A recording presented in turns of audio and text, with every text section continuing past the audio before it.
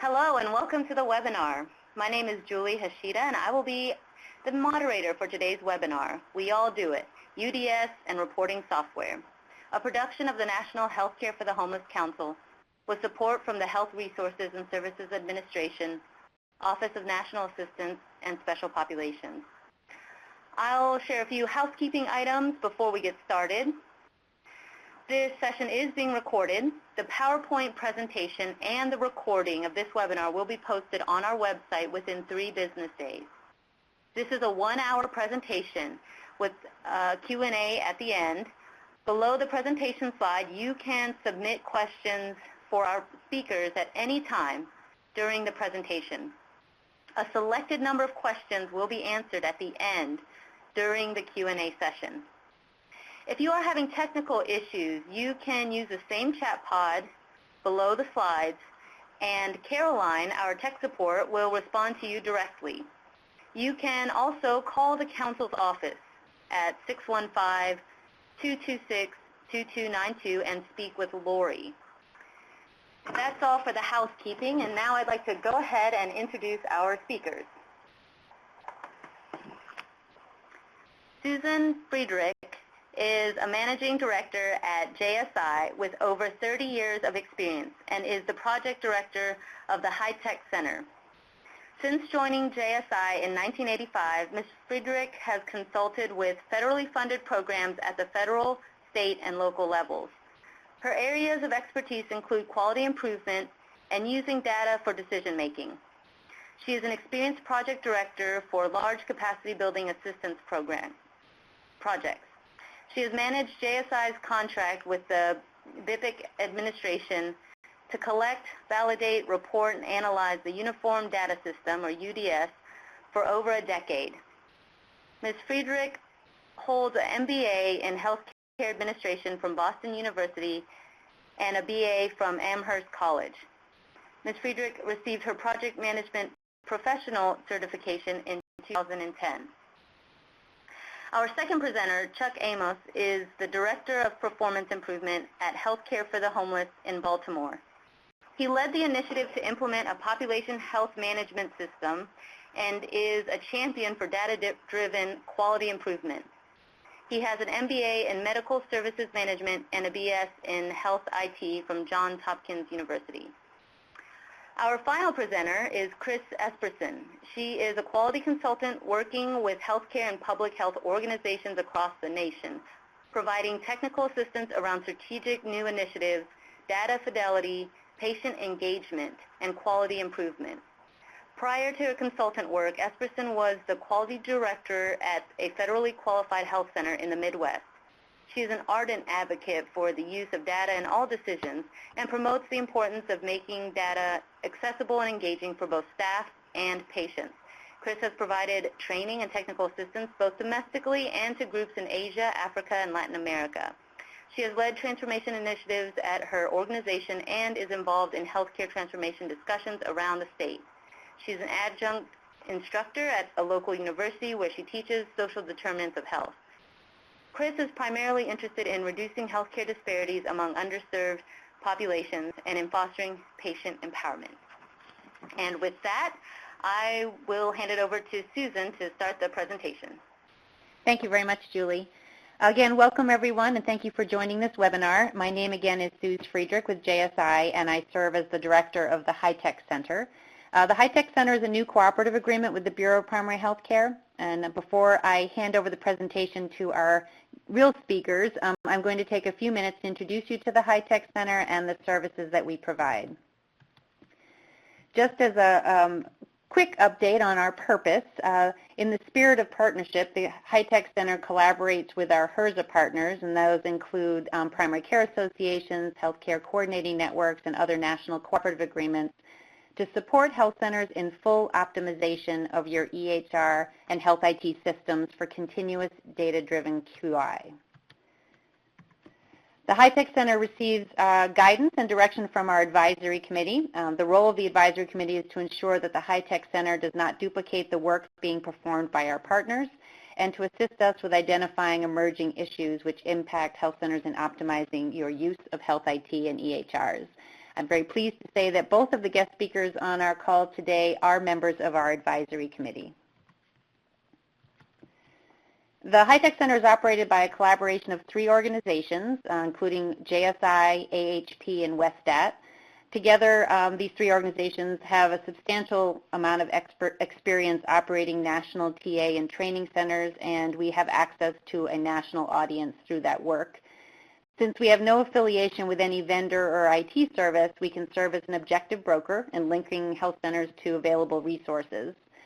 In addition, our team has some expertise in UDS reporting, as was mentioned in my intro, as well as experience with practice transformation, EHR implementation, and quality improvement. However, I really want to emphasize that we do not see the bulk of the expertise being provided by HITECH staff. Instead, the HITECH Center really looks to facilitate access to the expertise and experience of our partners to all health centers.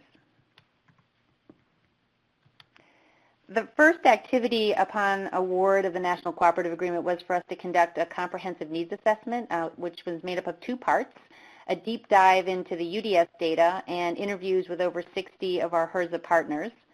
The purpose of the data analysis was to better understand the current status of EHR and HIT implementation in health centers, and the interviews informed us about related technical assistance and training being provided by our partners to ensure we didn't duplicate effort. The next few slides show some of the results of our UDS data analysis. Although these slides report the results for a single UDS clinical measure, the trends you're going to see are repeated across almost all of the UDS clinical measures. So there's no label on the table because the data is really meant to be illustrative in showing overall trends. The first slide shows the 4-year trend in the percent of health centers reporting who used a sample, that's the red bars, versus those health centers who reported a universe using an EHR, that's the blue bars. And as you can see, there's been a steady and rapid shift from reporting using a sample to reporting using a universe in an EHR. For example, in 2011, about 80% of health centers reported this particular measure using a sample, whereas in 2014, about 44% did. And this certainly is a positive trend in terms of the ease of reporting of a large number of UDS measures. This slide shows a simultaneous trend towards improved performance each year from 2011 to 2014. However, if you compare the performance of the blue bars with the red bars, you'll note that the percent of health centers who achieve the performance standard is consistently better when reporting using a sample, that's the red bars, as compared with those reporting the universe using the EHR or the blue bars. For example, in 2014, the last year of the data on the table, 48% of health centers met the standard when they reported using a universe, and that compares with 60% of health centers who achieved the standard when reporting using a sample. There really is no reason that the data should be different between these 2 reporting methods. And so this trend is very disturbing because as health centers shift from reporting using a sample to a EHR, your reported performance is being negatively impacted. And while this could be a data anomaly, it appears that your reported performance using the EHR is a reflection of your actual performance. So this finding is well documented in the literature. It's generally believed that this drop in performance is due to the fact that when you report using a sample, you can review the chart and find data which may not be documented in the specified location. Whereas when you are relying on your EHR, you have to count on the providers putting the information in the correct searchable field. Here's the same issue shown in more detail. The red distribution shows the distribution of results for health centers reporting using a sample, while the blue distribution is for the EHR. And as you can see, again, the mode, that's that high point for the red distribution or the sample, is significantly better than for the blue distribution. The peak for the blue bars is around 30 to 40% compliance, where the peak for the red bars is up around 60 to 70% compliance. And this shift in performance is persistent and statistically significant for most UDS clinical measures. This slide shows the negative impact of this shift towards EHR reporting.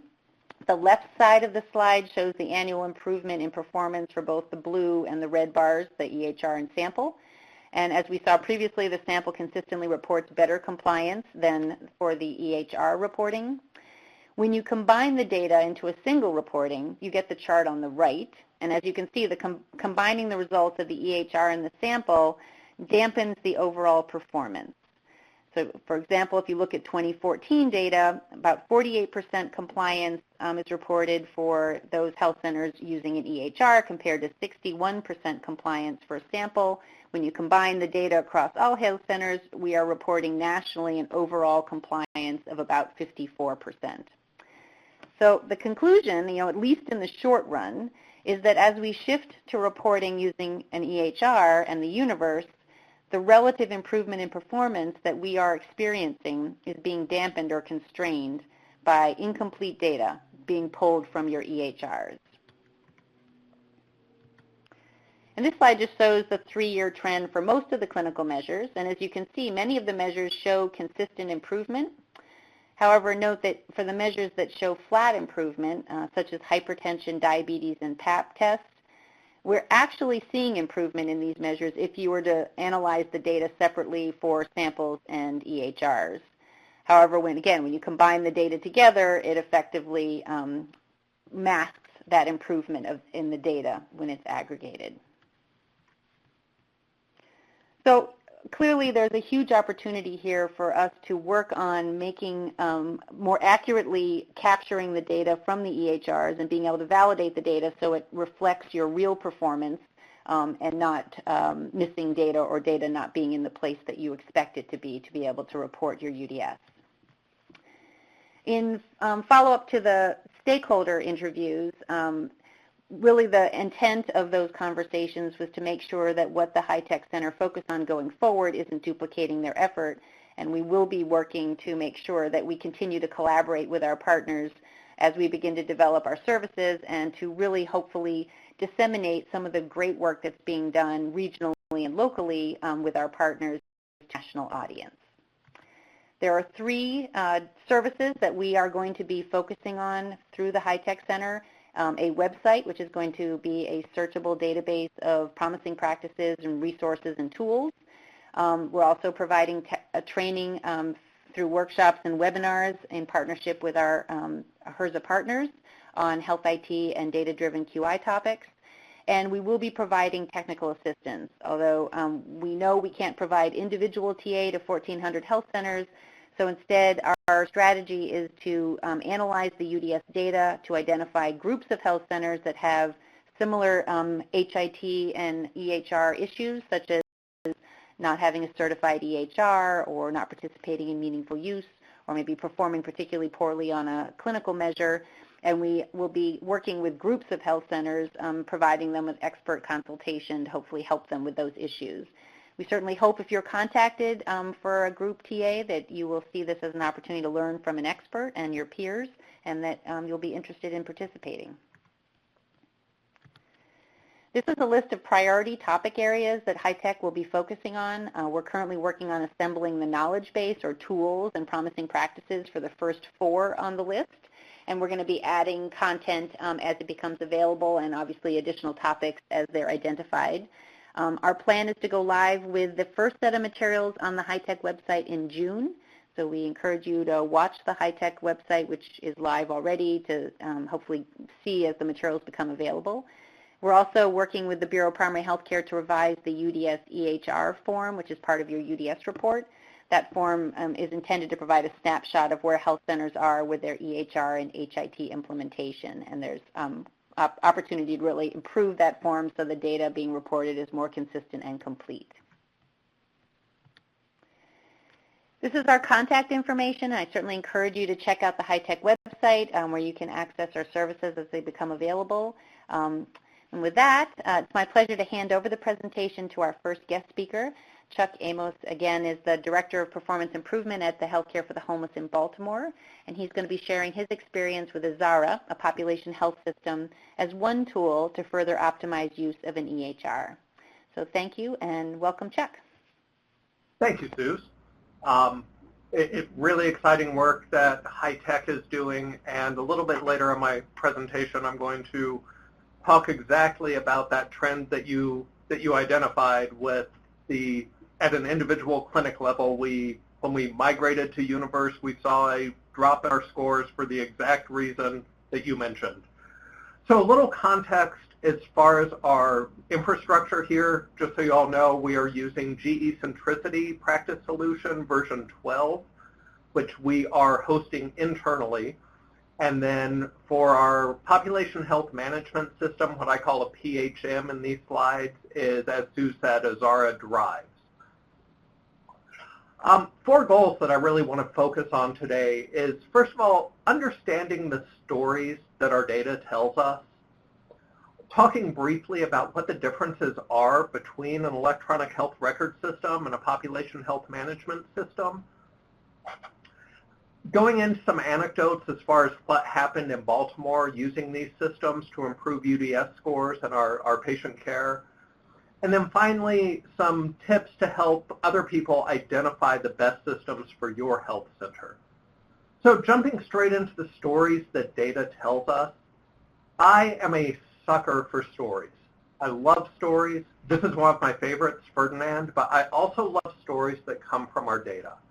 And data is really exciting to me because it tells us stories. It tells us stories about how our patients are doing, our chronically ill patients as a population. And our data also tells stories about how they're doing as individual people, how well we're taking care of them, how well we're testing them. Are we seeing them? One of these patients you can see we haven't seen in 18 months. So it tells us not only how we're doing with the people we're seeing, but also how we're doing with the people who we're not seeing.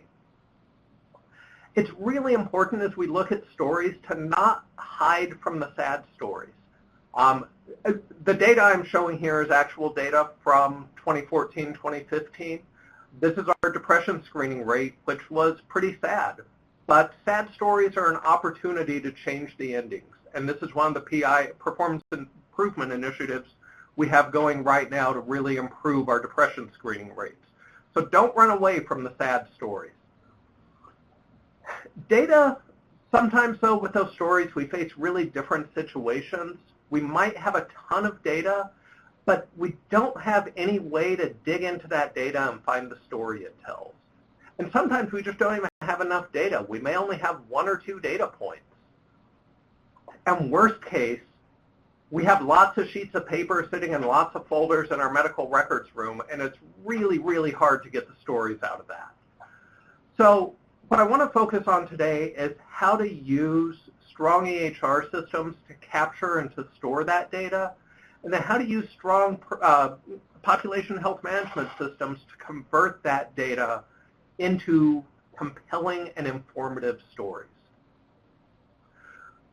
So the differences between EHR and population health management systems, I feel like lots of folks, when they invest in an EHR system, they think it's going to do everything. I'm going to get my UDS reports, I'm going to get my HEDIS measures, I'm going to get everything I need out of it. And that's not really the case.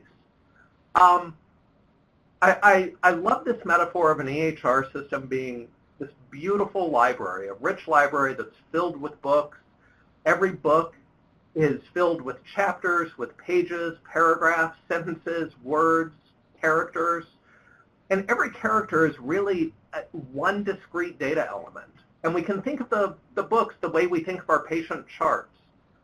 But what's missing here is a way to get the books out and find the stories that they tell. And the library's no good if we don't have this guy who's really happy to be working at the checkout desk giving us our stories. And that's what our population health management system is. It's this guy giving us our stories. It's taking our data and showing us the stories that lives within it. As we look at an EHR, when we have a strong EHR system that's well supported, it allows us to ensure that our computer systems are not driving our clinical workflows, but that our clinical workflows are driving our EHR. Yes, we all have to accommodate to certain workflows in our computer systems, but I have yet to see an EHR system that has gone through medical school and gone through a residency program, whereas most of our providers have. So the computer needs to serve the providers, not the other way around. The EHR lets us document the care we provide, and it lets us capture data that's appropriate to our population. I believe most of the people on this call today are from Healthcare for the Homeless projects throughout the country, and we deal with data that is really above and beyond what most EHRs are designed for. The housing data, things like have our housed clients, how many times have they been forced to move or relocate? How many times have they been evicted? Where are they sleeping? Are they in a dangerous housing situation because that's the only way they can keep a roof over their head?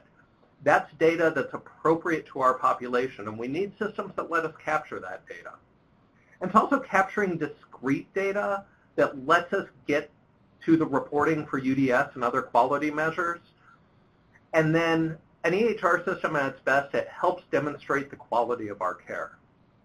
Compare that to a population health management system, and that allows us to identify workflow problems. I'm going to be talking a little bit later about some cervical cancer screening work that we did, and you can really see how the data helped us tease out a workflow problem. The data helps us better understand our population and to monitor our progress towards UDS and other quality measures goals.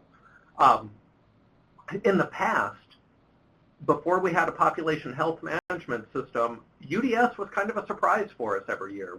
We run the numbers December, January, and oh, hey, look, we didn't do so well on colon cancer screening this year. All right, well, hope next year's better. A population health management system really gives you the ability to monitor that in almost real time to see how we're doing, so there's no surprises. It allows us to work proactively, not reactively. It uses that data to help our providers know what does the patient who's in front of me need today. So you don't have to spend part of that visit looking through the chart, saying, okay, has my diabetic been tested for, has she had her hemoglobin A1C tested in the last 6 months?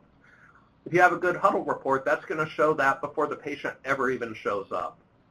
And then again, the population health management system, it works together with the EHR to help demonstrate the quality of our care. This is my favorite slide in the deck that I'm showing. If you only pay attention to one thing I say, I hope it's this. In Baltimore, we've been a Healthcare for the Homeless project grantee for about 30 years now, just over 30 years. And one thing that all along is that housing is healthcare. I think we all know that to be true. The population health management system that finds the stories within the data that lives in our EHR, this is giving us quantifiable proof that housing is healthcare. So we're not relying on anecdotes. For the first time, we have data to back up that system. If you look here in the housed column, this is the number of women who engaged in medical care at our clinic in 2015. And of those women, over 50% of them were up to date on cervical cancer screening, the women who were housed. If you compare that to the shelter column or the street column, you can see the number of women who are living in shelters or living on the street. They're not getting that preventive care. They're not getting the cancer tests. And of course, we all know it. It's Maslow's hierarchy of needs. If you're in the street, you're worried about where you're going to sleep, what food you're going to get, how you're going to stay safe. Cancer screening is not the highest thing on your list. So having this data and being able to stratify it by questions like where is somebody sleeping is a really powerful tool to see that housing really is healthcare. So looking at some of the personal experiences here in Baltimore, I don't tell these to pat ourselves on the back for things we've accomplished, nor to publicly shame ourselves for our failures. What we've done is entirely replicable. There's no secrets to what we've done. If any of you want to talk about this, please reach out to me afterwards. This is a replicable process. Going back about 3 years, we decided that we really needed to use our data more effectively. So one of the first projects I tackled was looking at, for all of our diabetics who came into care and were due to have their hemoglobin A1C tested, how many times did we miss an opportunity to test them? And based on that number, we did a really simple manual proof of concept, a PDSA, where I would go through the medical schedule every morning, look to see, I'd open up the chart for every patient, check to see, are they diabetic? If yes, are they due for a hemoglobin A1C? If yes, I would put a pop-up alert in the EHR asking the provider, please test their A1C today. That's it. And by doing that, a story started to emerge. Our missed opportunities, we were only testing about 57% of our diabetics when they were due. But during the course of that intervention, we jumped 15 percentage points in how frequently we were testing our diabetics who were due. Not 15%, 15 percentage points. And what this really demonstrated, the process we were using, of course, wasn't scalable. It was a manual process. It took a couple hours a day. But it showed how we can use data to improve care. So move into 2014, cervical cancer. We decided to look really closely at our cervical cancer screening data. We ran a report early in the year listing out all the women who we thought were screened, showed it to our medical director, and she laughed at us. The data was terrible. And we learned a couple things from that. We had a lot of data integrity issues in our EHR. A lot of information was being documented as free text, exactly like Sue said earlier. And to workflows, a lot of our workflows in the EHR did not reflect what was actually happening in the clinic. And through this, another story started to emerge, one piece of which, when we look at the workflows, we had 30 different ways to order a pap smear in our EHR system. We could order pap smears through labs that in 30 years of being a clinic, we had never ordered in, we had never used these labs, but we had the ability to order pap smears in our system. So just one of the really simple interventions, excuse me, was to reduce that 8 ways to order is still too many, but at least it got us moving in the right direction towards cleaner data. And between the diabetes project and the cervical cancer screening, it really became clear to us it was time to invest in a population health management system. We did a lot of research. We talked to health centers. For anybody out there who's looking to change, whether it's an EHR or a population health management system, if you're looking to change or adopt a system, definitely talk to other health centers, talk to people like High Tech. There's a lot of resources out there. We decided based on where we were as a clinic to go with Azara Drives, and we implemented that in December of 2014. And just like Sue said earlier, our UDS quality scores tanked. We weren't able to report Universe on everything, but we reported on most of the measures for Universe, and across the board our numbers were lower than they were in 2013. It was very frustrating, but we knew going into it that that would happen, that we would have lost the ability to look at those free texts, look at the weird places where people are documenting. The queries from the population health management system they look at where the data is supposed to be, and it's either there or it's not. It was a humbling year for us. But moving into 2015, for the first time in 30 years, we started seeing monthly quality reports on our UDS and other measures, both medical and non-medical measures. That gave us the ability to really focus in on quality improvement interventions that we were at high risk for, to eliminate that surprise at the end of the year where in the past we'd run the UDS and, oops, surprise. No, by looking monthly, we were able to eliminate that. And 2015 became the first year in our history that we were able to submit a UDS report that looked at Universe for every clinical quality measure. And our UDS scores also got better. By doing all of those things, by investing in cleaning up our data, by taking that hit in 2014 and knowing things were going to get worse before they got better, they did get better. And we saw improvement on year-to-year improvement for the measures that were in UDS between 2014 and 2015. We saw improvement on 80% of those measures. And the 3 that we didn't improve on, we know exactly why we didn't, and we know how to go about changing those for 2016.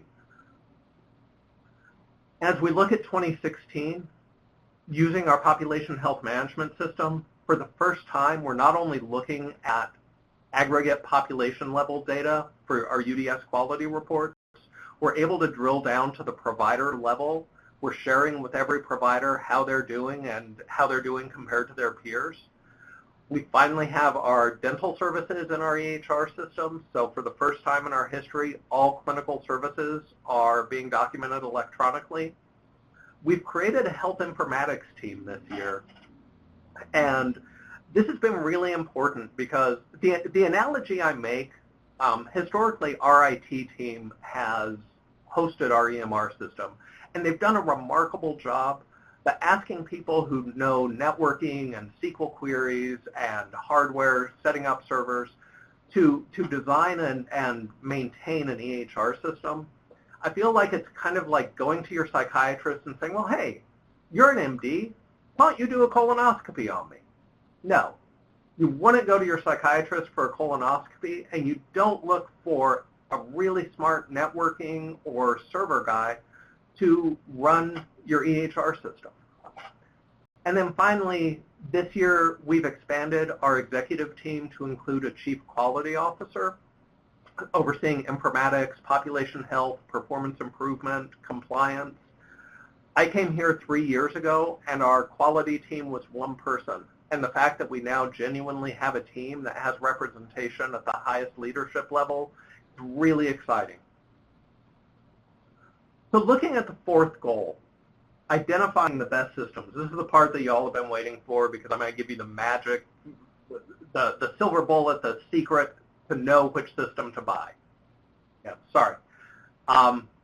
There's no perfect EHR system. There is no perfect population health management system. Every single one of them has its strengths and weaknesses.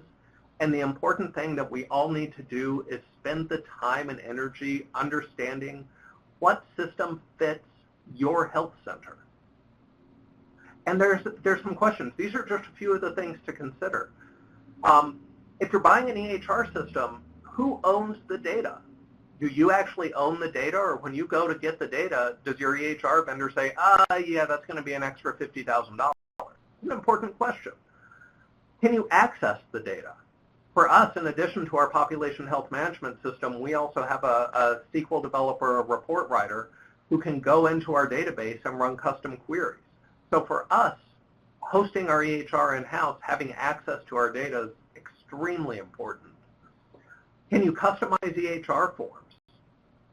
Again, for a Healthcare for the Homeless project, being able to customize forms to track things like housing status, that's really important stuff. Where's your leadership as far as their readiness, their understanding of the importance of quality, the importance of IT systems, of informatics systems, and your staff? If your entire provider population are digital natives who went through social work school or medical school or nursing school using EHR systems, your staff's in probably a very different stage of readiness than if you have a lot of older providers who are very resistant to computer systems and are really dedicated to either dictation or paper. Budget, of course, is a huge consideration. Are you a health center with a $20,000 a year budget for all informatics and quality costs? Or are you a 300 or 400 person health center that has a budget of $500,000 or $1 million? It's very unfortunate that budget plays in, but it does.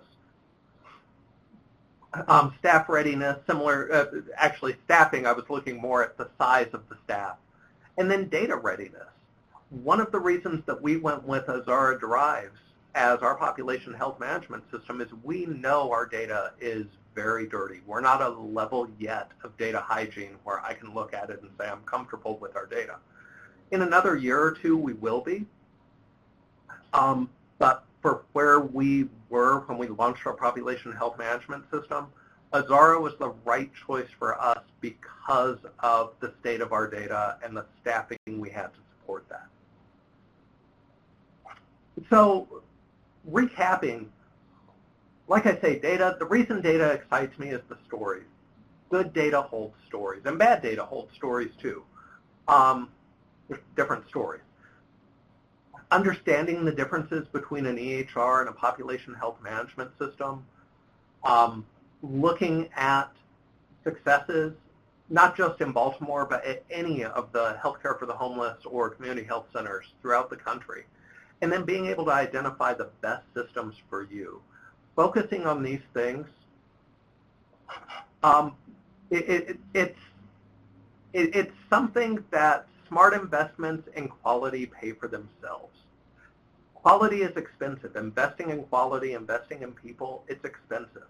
But we are starting to see a couple years down the line from when we started making these investments, foundations, grants, people in the community, they're starting to want to work with us. They're starting to want to invest money in us that historically these are partnerships we didn't always have, because they are seeing that we can quantifiably demonstrate that we are providing good care. So on that note, I'm going to pass it over to Chris Esperson. Chris is, I think my entire executive team here in Baltimore is probably tired of hearing about Chris, because whenever we can't do something, I say, well, Chris is doing that. Why can't we do that? She's kind of my gold standard of what I hope to be when we grow up. So with no further ado, here's Chris Esperson.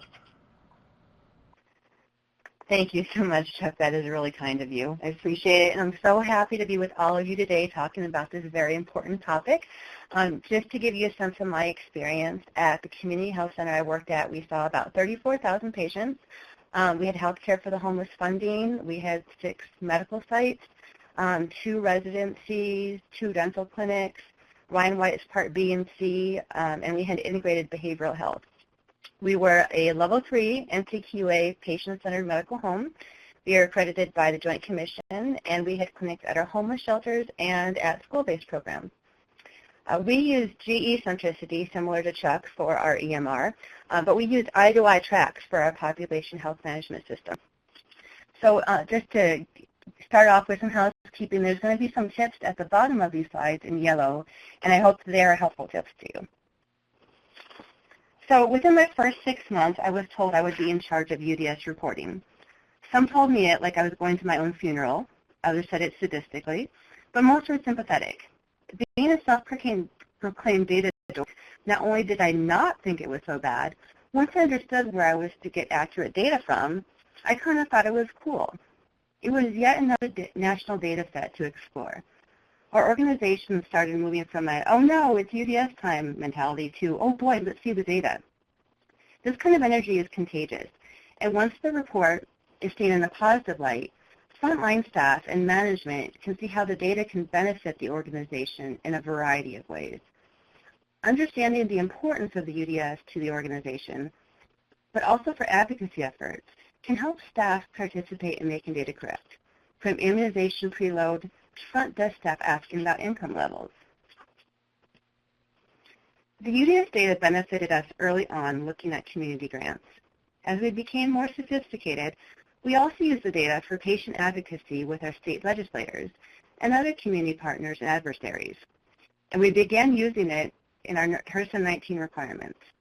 It was a great way to look at the community data from our public health department and CDC, as well as census data, and see how we were meeting community needs and how our patients differed compared to the larger service area population. So when I first came on, we did not have an EMR. We did integrate our practice management system with our eye-to-eye population health management system, and our staff entered diabetic data as native data into eye-to-eye. I used to refer to it as EMR Lite, as it was practice for our staff in entering structured data into a system. It was easy to track diabetic data on a monthly basis, but more indicators were added to the UDS, such as asthma control and medication compliance, and colorectal cancer screening, much of which occurred outside our clinic walls, and therefore outside of our billing systems. This meant a lot of chart pulls, which resulted in a lot of paper cuts for me, and lots of headaches for the front desk staff who had to pull and then file all of those charts. For a while, I had some volunteers help me scan the charts for compliance, but I found that knowledge of what constituted an asthma controller med was variable. This was a lesson in documenting not only how to truly randomize charts for selection, but very specific instructions on what constituted compliance and what did not. Now that we have an EMR, we can report universally. We have a better idea of what our population health truly looks like. Granted, there was a lot of workflow and data cleanup to start with, kind of like Chuck was talking about. At times we have to revisit this, but we feel pretty confident about our data now. We received the HRSA Universal Reporting Reward, and the second year they awarded money, we were the only CHC in our state to double that money. More importantly, partners came to us because they trusted our data, and they knew we have it. This results in a lot of opportunities for our patients, from free colonoscopies to home care management and home renovations for families with asthmatic children. So in this webinar, I am mainly addressing clinical data from tables 6 and 7, but there are a lot of opportunities to improve UDS data and benefit from those data. UDS reviewers will usually point out major areas of concern, and these are great places to start. We have found issues with income status, homeless status, and provider categories and visits in our canned EMR reporting software. We struggled to get answers on how the reports pulled and how we needed to enter data in order to get them to report correctly for these categories. Our primary care association was helpful with this, since so many of our centers were on GE centricity with us. We have found that it is best to politely but persistently pursue our questions and find the right contact with vendors. These vendor representatives are generally at conferences, develop a relationship with them, and find out who in their organization is best to ask about reporting issues. Also, you can find other centers who use the same system to come together with the same question, because there are power in numbers. We also found that running similar reports in I2I allowed us to figure out potential issues and share them with our GE vendor, which gives them a great starting place to fix their reports. So one gap we found in our reports was visits with our Table 5 Line 24 staff. These are the enabling services staff. Due to our state's Medicaid rules, we can't bill for these kinds of visits, and most of the patients who these staff see are on Medicaid. So we don't have billing codes to rely on. We had to find a way to note these staff in these specific visits only, document the workflow, and design a report for this. The table on this slide is part of a larger Nurse Care Manager Success Card, where nurse care managers can see how they're doing on medical home and clinical data, in addition to this UDS requirement. Make sure to go over UDS report as a team, see where your gaps are, and develop and test a plan for next year. If your UDS reviewer doesn't ask to see the documentation to back up your number, your financial auditors will. Trust me, I've experienced this many times. So what we found when we first implemented our EMR is a great number of fidelity issues. You can see just a couple of examples of those issues in this slide. Mammogram compliance isn't a UDS state indicator yet, but this is huge for our state in terms of pay for performance. And you would see similar issues with our values and our path data. In this example, all the BI-RAD scores are valid, but if you were to pull a canned report from the EMR, everything below would count as compliant as well. For any of you who live in Texas, you can verify that mammograms are important there, but just because a patient moved to Texas does not mean that she automatically received a mammogram. And I find that this is really similar to what Chuck was talking about earlier with his population health management system. This was super easy to tease out using the custom data integrator in I2I, so it didn't require any of those staff who knew how to program complex codes. So on this slide, you can see the havoc that can occur not only on Table 3, but in providing patient care in appropriate language from the second table of values that is popped up. I really want to meet the patient who speaks husband. I feel like she could teach me a thing or two. We are able to use I2I to find these errors in our EMR reports and therefore ensure excellent patient care. Be sure to communicate with frontline staff that the reason you want them to use those drop-down boxes and valid values whenever possible is not to drive them crazy, not because it makes your life easier, but because it can make patient follow-up easier when inevitably the record gets cluttered with many visits and it's hard to pick out their last value from the morass. A very important thing to know is where your data and reports are pulling from. We would use this poor, severely acute test patient to figure out where our documentation would show up or not show up in a report. Sometimes items would go into an OBS-term black hole. Other times reports are mapped wrong. We use something called a custom data integrator that I mentioned to map these OBS terms with only appropriate values for UDS clinical indicators and see where the gaps in our billing occurred. Many times our providers would document in various places in the chart, and sometimes clinical content changes made things move around. This is why having a transparent reporting environment is so important.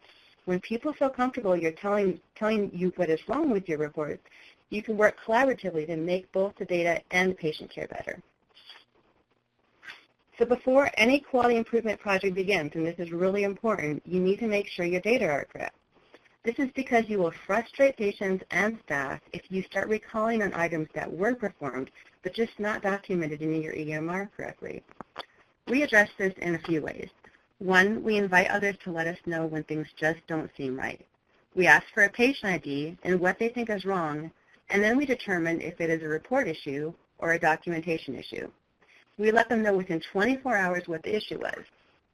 And then we celebrate them at a provider meeting. We publicly thank them for pointing out what went wrong and let others know how we fixed it. We develop documentation guides so everyone has a go-to place to figure out how to document a certain procedure or visit. And if you want one of those documentation guides as an example, let me know. I'll be happy to share it with you. Finally, you need to have a proactive audit plan so you can fix what is broken before anyone knows that it's broken. This kind of strategy was very useful in increasing our HRSA UDS quality money. We found out that our prenatal patient PAPs weren't being captured in the workflows. We figured out that A1Cs and our family practice residency weren't being put in as structured data. And we discovered that our immunization preload process had broken down. All these fixes helped our organization tremendously. So improving care for consumers, this is why all of this matters. I believe that the flexibility in our reporting and our I2Y population health system is what yielded the best results for our patients and our clients. In these next slides, I will talk about the more fulfilling work of quality improvement staff. So huddles are how we plan for patients coming in for visits. This is an older picture. These huddles look a lot better now. But the beauty of these I2Y huddles is you can program them for what matters to you, which values are most important to your patient population, which are being reimbursed by certain payers, and which might be best for a local community grant. The power is in our versatility. I've seen some huddle lists connected to all the UDS clinical indicators that would drive any clinician crazy. Start small and manageable and work your way up. So good practices huddle, great practices review how the day went and how they can work better together the next time. Not only do we have a nice customizable huddle at the beginning of the day, we also have automated reports that show us who is doing well, who is improving, and how we can do even better for the patient. These reports can display a variety of clinical and operational data stratified in a variety of ways. This slide shows the decrease in missed opportunities over time. No need for us to develop a separate report for it. It's in there.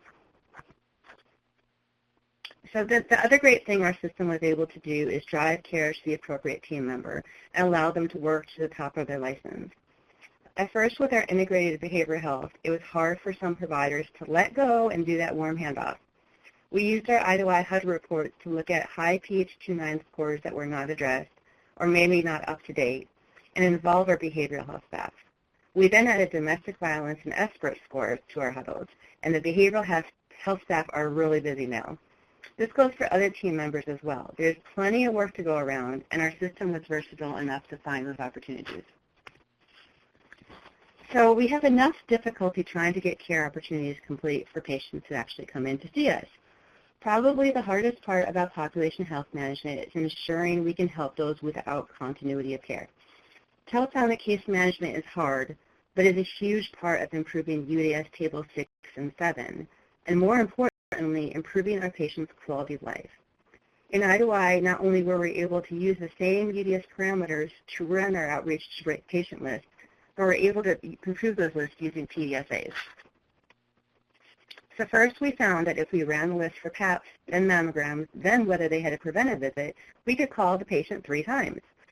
When we ran our reports in huddle view, we could make sure that they understood everything they needed was done in the visit. And alternatively, we could simplify the call and see what they really needed with a preventative visit. We started adding an appointment filter to the report. So if the patient had an upcoming appointment, we did not call that patient. Instead, we would intervene when they came into the clinic. We also knew that we had one shot with the patient. If we got a hold of them, we better make it a good call. It is best to use motivational interviewing to make the call meaningful to the patient, to make sure we are effective in motivating the patient to come in for their appointment. We also have the ability to report on whether our phone calls or letters are effective in patients coming in for an appointment, and even compare those methods, which is pretty cool. And then finally, it's good to know what others are doing. I spoke to one managed care employee just last week, and they have a protocol where they have to call every patient twice a day for 3 days or until they get a hold of them. Even that employee said she felt that was annoying. She was annoying the patient. So if you know who is calling for what, you can avoid calls or partner with them and see who is more effective, and maybe even negotiate for a larger per member per month payment if you are able to capture that in your state environment. So for years, we lamented our Table 4 data when comparing our uninsured numbers to other organizations. Look how high our uninsured rate was. That's what we would say to people.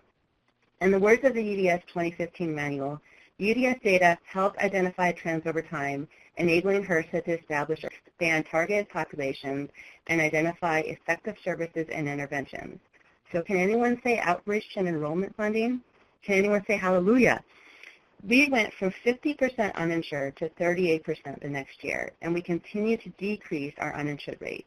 Behold the power of data.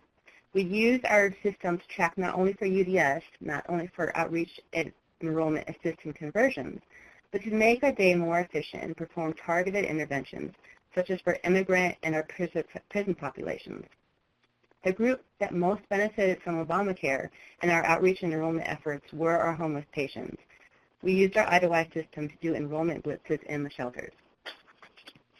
We also combined our UDS and our outreach and enrollment data by entering and tracking data, entering our own health risk assessment data into IDOI. You can see here some of our patient barriers.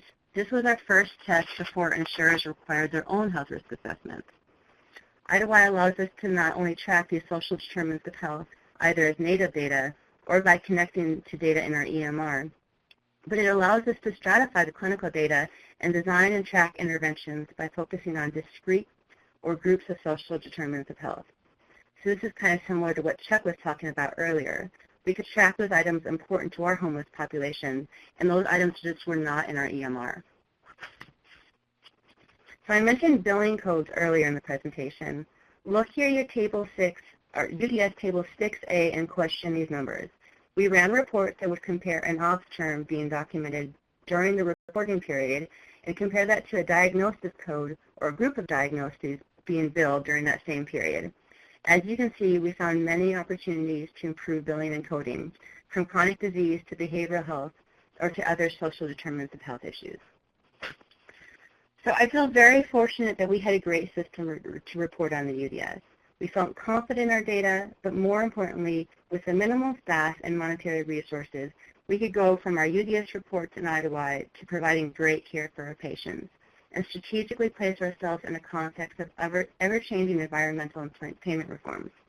Because we could customize reports, we had the ability to report on every and any value-based payment opportunity in our local area.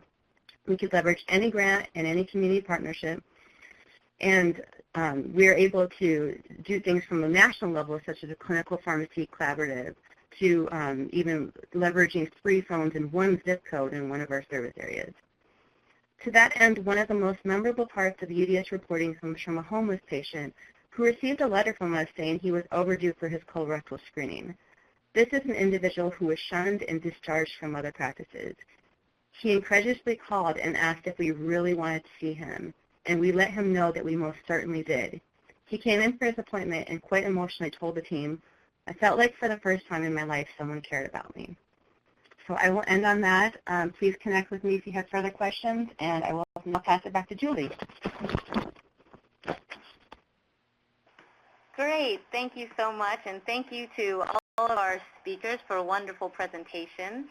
I will encourage the audience to continue to submit your questions in the Q&A box, and we will be able to respond to that in just a minute. But before we move to Q&A, I'd like to share a couple of resources from the Council. The first is the link that you will see on this page, that first link. So if you have any questions regarding healthcare for the homeless, including administrative issues, clinical questions, or consumer involvement practices, you can access our Get Assistance page through that first link. If you'd like to be alerted to our upcoming Healthcare for the Homeless webinars and other training events, you can sign up for alerts through that second link on the slide. And through that second link, you can also sign up for our various e-newsletters. And of course, we encourage you all to connect through social media. You can like the Council's Facebook page and follow us on Twitter. Okay, so for questions and answers, let's see. Doesn't look like we have any questions in our queue right now, so it seems like you all did such a wonderful presentation and answered everyone's questions.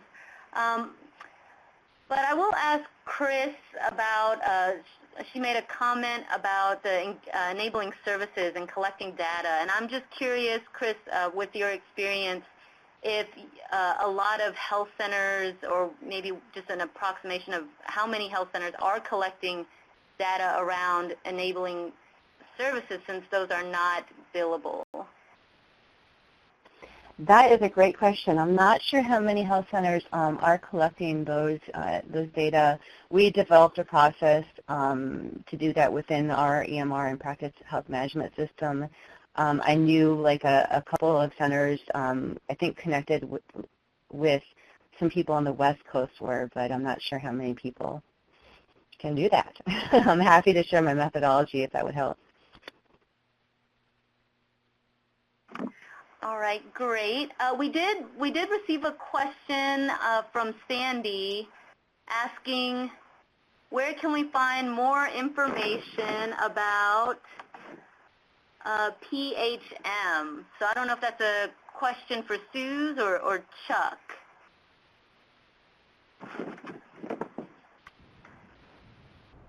Maybe any resources that she can, any online resources that you could point her to on PHM?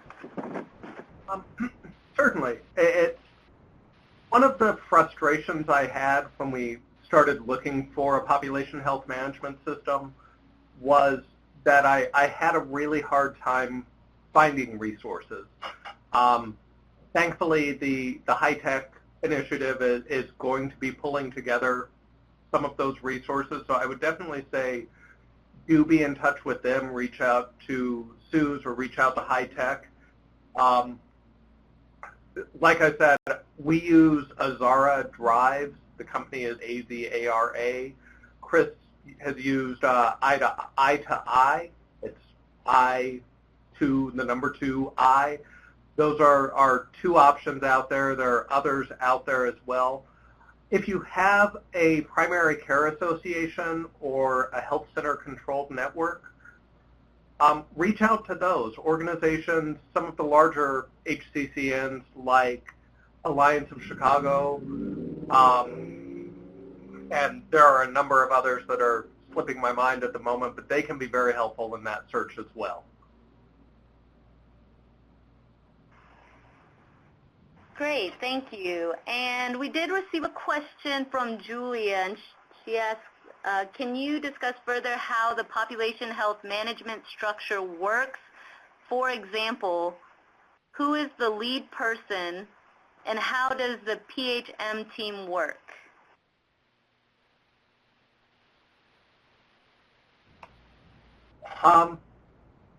Again, I can speak to it for Baltimore, but one of the things I found in talking to other health centers is every health center does it a little differently depending on things like their staffing, their information systems, their leadership. For us, the critical piece to our structure in launching the population health management system was, I was the lead on it as Director of Performance Improvement. We had support from our IT team, but we had two people in particular, our clinical data analyst, who's part of our performance improvement team. She's an MPH. And then our report writer, who has been with the organization a long time, knows SQL reporting really well.